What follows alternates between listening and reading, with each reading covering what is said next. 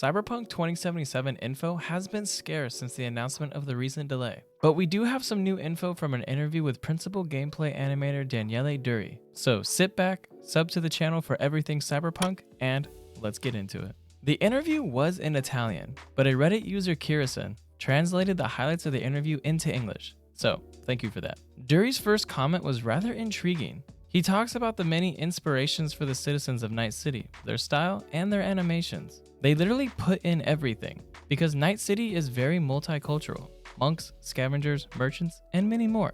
They took some inspirations from the cyberpunk literature. They took, in particular, an inspiration from a situation happened in 80s Hong Kong regarding the walled city of Kowloon, where so many people there were outlaws. They examined many documentaries on how this city was built and how people lived there in oppression. And take a look at this city. It looks like it belongs in a cyberpunk universe. Specifically talking about cyberpunk, I can see Kowloon had inspiration in Kabuki, which is in Watson. Kabuki is the poorest functioning city in Night City, and at night is the city's hub for all black market activities.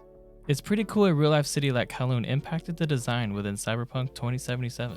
Did you guys think that a certain life path would affect character movements? Because apparently some people did, and Duri had to answer this. He says that the life path you choose will not change your character's animations, because that was too much work. The first-person animations were built to give the feeling of someone who's an expert in weaponry. I didn't think people actually thought that the life path would change a character's animations. I mean, now I can see it that it's brought up. A corpo would have a totally different style than a street kid, but that would be a crazy amount of work and detail to do, so I'm glad CDPR didn't actually attempt that. The model being based on an expert in weaponry makes total sense, as Cyberpunk is an FPS secondary, and having someone who can use weapons properly will increase immersion by 1000%.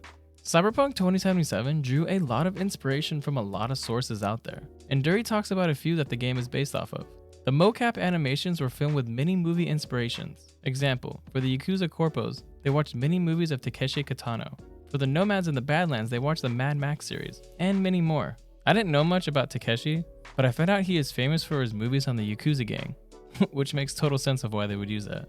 And being honest, was there ever going to be another movie series other than Mad Max for the inspiration for the Badlands? That is like the golden ticket for anything Wasteland and the end of the world type stuff. The animations of Cyberpunk are going to be one of the best in a game. CDPR put in a ton of work and details to get the game looking as real as possible. First-person animations were built with traditional keyframe animations because mocap animation on the first person had many problems. Even many mocap animations took further hands-on work with the keyframes, because they are not always perfect. Every animation you'll see in Night City took some work for an animator to be perfect. There are a lot of details in the first-person camera animations, like head bobbing, etc., that you may not even notice, but they tried playing without it and some things were off. All of that was procedural. Your character will not have a head model during the first person, but that was a problem when your character cast shadows around you, because so you will notice. They took an animator to remade all of these things with a simplified model in third person, only to have the right shadows. I wanted to group all these together since they're relevant to each other. This info is crazy. The amount of time that had to go into the first person character movement and animation seems outrageous. I know some people out there still hate the fact that the game is in first person only, but I hope after they play it they realize all the details that went into it and appreciate everything CDPR are doing to try and make Cyberpunk the best ever.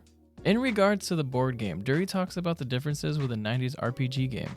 They put more freedom on classes, but things like the name of the abilities, accessories, etc. are all took from the tabletop game. I'm glad CDPR made this decision actually. While they originally had the idea of 3 classes, the Netrunner, Solo, and Techie, I think it would have been too restrictive. And with CDPR saying the choices are ours to do anything, I think open up the options to use and mix skills will be better in the long run. Of course, you can always focus on being a certain style. I'm just excited it isn't the only option. Here is some cool news as well. He says that he can't talk about the expansions, however, he confirms that things like skills will be added in there. More skills are going to be awesome. I don't know about you, but every time I hear talk about more skills, it literally brings the hype. We don't even know all the available ones yet, and I'm already excited for more. I can't wait to see what type of characters everybody creates. Let me know down below what skills you want to use or see within Cyberpunk 2077. And if you don't know about any of the skills, I will link the video down below that I have about them. I know stealing cars is a part of the game, but when it comes to Corpo vehicles, you can kill or steal cars from the Corpo members, and many NPCs have the faces of CD Projekt Red developers. I actually didn't know you could steal the Corpo cars at all, and I assumed you probably could, but it's nice to know that you actually can. Also, having the devs' faces is a nice touch in the game. after all this hard work to be immortalized inside of it is awesome. A little tidbit about the enemies and damage was here as well. Enemies will not be bullet sponges. However, Duri says that if you shoot in the head a character who is many levels above you, he won't die. From the gameplay, we know that they actually aren't bullet sponges. Enemies die quickly in this game. But I think the only reason enemies way higher level won't die is that CDPR doesn't want people being able to skip content when they're actually a very lower level. Does this break the real life immersion? Yeah, kinda. But I think it's a good gate to have in place so players don't actually skip content. Let me know down in the comments below how you feel about this gate in place. Is it necessary or should it be taken out? And for the last gameplay comment Duri said during the interview was talking about the RPG elements of the game. The perks and enhancements you put on your character will have visual representation. Eyes can zoom and report specific things. Some perks and enhancements can unlock alternatives on dialogue options. If you have cyberware in your eyes, you'll actually be able to use them and zoom in and assess the area better. That's wicked. It may seem like a dumb moment, but maybe my hype is still super high and I didn't realize this. I'm telling you, the immersion in this game is going to be top notch. The dialogue options are an interesting one too, because I'm trying to think of what could actually add more dialogue options. In terms of enhancements, that's gotta be cyberware. So maybe if you have certain ones on like gorilla arms, it can be like an intimidation factor. You can open up more dialogue options that way. It also mentions perks. So maybe some of the perks and intelligence are cool, will allow us to notice things, or being calm under pressure opens more dialogue. Who knows at this point? But I can't wait to find out. While this info isn't really groundbreaking, it does give us a few new details, and at least allow me to talk to you guys more about the game. It's been quiet since the latest delay, and it's nice to have a discussion again.